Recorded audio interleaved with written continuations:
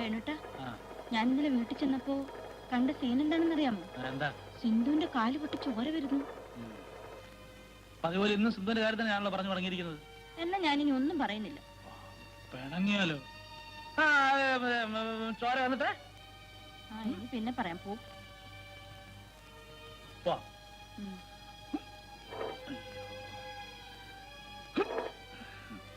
ഒന്നല്ലേ പരിപാടിയാ.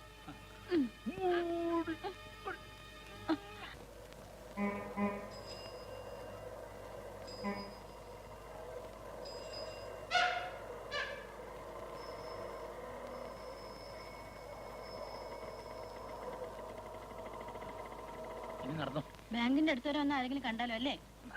ഇനി ഞാനില്ല സ്കൂട്ടറിൽ. ചേടാ, വേണു പോന്നിട്ട് മണിക്കൂർ ഒന്നായല്ലോ. ഇത്ര നേരം അവനെവിടെ പോയതാ? ചരക്കേറ്റാൻ പോയിരിക്കായിരിക്കും. എന്നാലും അവനെ സമ്മതിക്കണം. അവളെ അവൻ വളച്ചു കളഞ്ഞല്ലോ. ചേടാ, അവൻ അവളെ വളച്ചതല്ല, അവൾ അവനെ വളച്ചതാ. അവനെ ഒരു സൽസ്വഭാവം എവിടെ കിട്ടും? സിഗരറ്റ് വലിക്കുകയല്ല, കള്ളു കുടിക്കുകയല്ല, മറ്റൊരു പെൺകുട്ടികളുടെ മുഖത്ത് നോക്കില്ല. പിന്നെന്താ? Good morning sir. മോർണിംഗ്. വരണം വരണം. ഇടുവന്ന്. എന്താ നീ എവിടെ പോയിരിക്കായിരുന്നു ഇത്ര നേരം? സ്കൂട്ടർ. സ്കൂട്ടർ വരുമ്പോ ചവിട്ടി പെട്രോൾ തീർന്നു.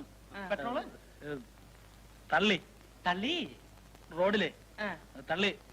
എന്നിട്ട് എന്നിട്ട് പറയണേ. Good morning. Good morning. എന്നാലും ആ കാലമാടന്റെ ഒരു സമയം നോക്കണേ. എസ്.ബി. അക്കൗണ്ട് അല്ലേ? നമ്പർ എത്രയാണ്? 234. ഓക്കെ, ഇന്ന് തന്നെ വന്നോളൂ. ഓ, thank you sir.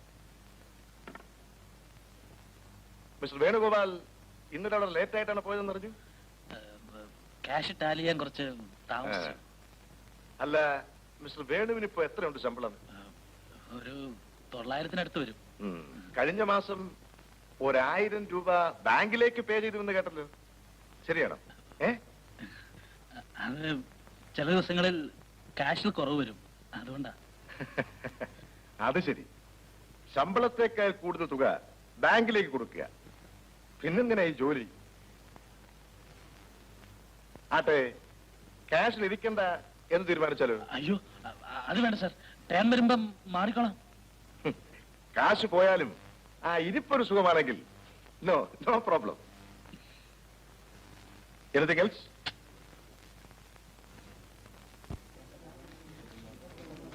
Account number 33 Nedumangad Krishnan. കഴിഞ്ഞ ആഴ്ച കൊണ്ടിട്ട ചെക്കാണ്, പാസ്സായിട്ടുണ്ടെന്ന് നോക്കാം.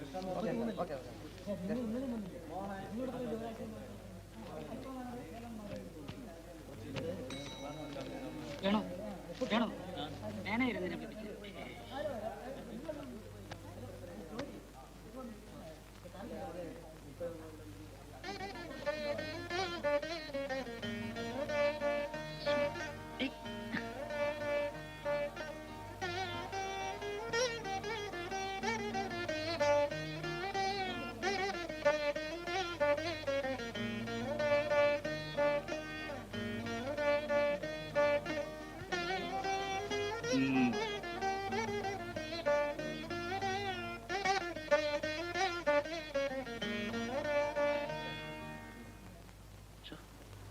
ആ കടക്കകത്തിരുന്ന് ഒരുത്ത് ഒളിഞ്ഞു നോക്കുന്നുണ്ടോ എന്നൊരു സംശയം.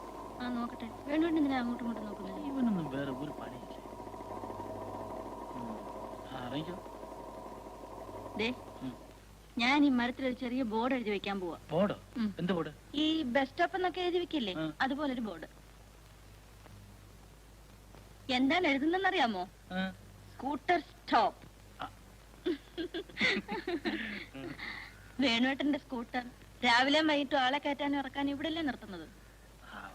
അങ്ങോട്ട് വരാൻ എനിക്ക് നാണമായതുകൊണ്ടല്ലേ. എന്റെ വേണുവേട്ടാ, നാണം ഇല്ലേ എപ്പോഴും ഇങ്ങനെ നാണമാണെന്ന് പറയാൻ? നാണം ഉള്ളതുകൊണ്ടല്ലേ സുലു നാണമാണെന്ന് പറയുന്നത്. നാണം ഇല്ലേ പിന്നെ നാണം കെട്ടാനെന്ന് പറയില്ലേ?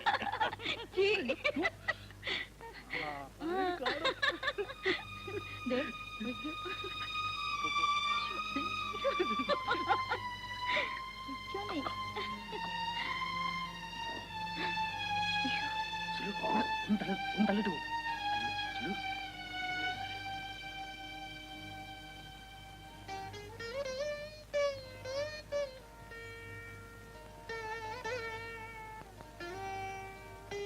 നല്ല കുട്ടി.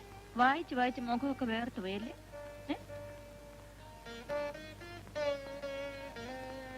ഉച്ചക്ക് വയറ് നിറച്ച് ഊണ് കഴിച്ചല്ലോ. ഇന്നെന്താ ഇത്ര വൈകിയത്? ഏയ് വൈകിയില്ലല്ലോ. ഞാനും ഈ നേരത്തല്ലേ വരുന്നത്. കള്ളൊന്നും പറയണ്ട, ഞാൻ കണ്ടു. എന്ത് കണ്ടു? സ്കൂട്ടറിന്റെ അടുത്ത് ചേച്ചിയും പിന്നൊരാളും. ദേ കണ്ടിടത്തൊക്കെ വായി നോക്കി നിൽക്കുകയാണല്ലേ. ഒരു നാണോ മാനോ ഇല്ലാത്ത പെണ്ണ്. ചേച്ചേ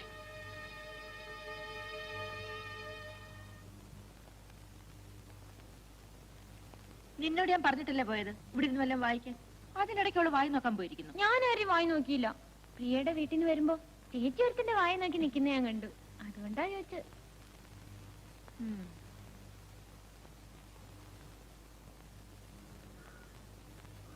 അതാരാ ചേച്ചി? അതൊന്നും നീ അറിയണ്ട. വാ ചായ ഉണ്ടാക്കി. ആരാന്ന് പറഞ്ഞില്ലെങ്കിൽ എനിക്ക് ചായ വേണ്ട. ദേ നല്ല കുട്ടിയല്ലേ, ആവശ്യമില്ലാത്ത കാര്യത്തിലൊന്നും ഇടപെടരുത്. പിന്നെ എന്റെ മോൾ ആരോടും പറയരുത്. ആളുകൾ അറിഞ്ഞാലേ ചേച്ചിക്ക് കുറച്ചില്ല.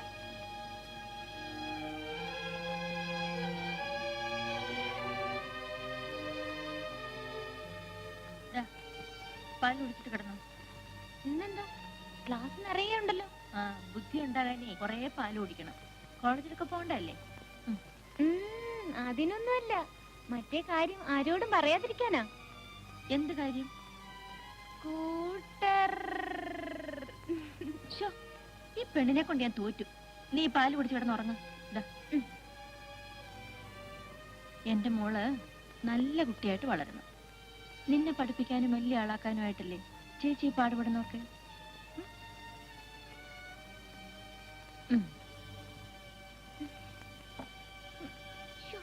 എന്റെ കാല് വല്ലാതെ കഴക്കുന്നു. ഒന്ന് തിരുമ്മിക്കേ. വെക്കേ.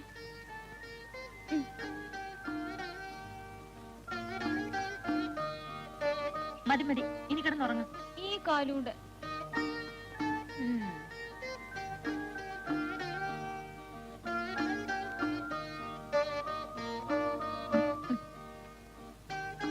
എനിക്കിനി വയ്യ.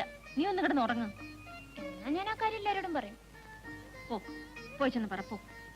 ജീവിതത്തിൽ ആദ്യമായിട്ട് ചെയ്തൊരു അബദ്ധം ഞാൻ അനുഭവിക്കുന്ന.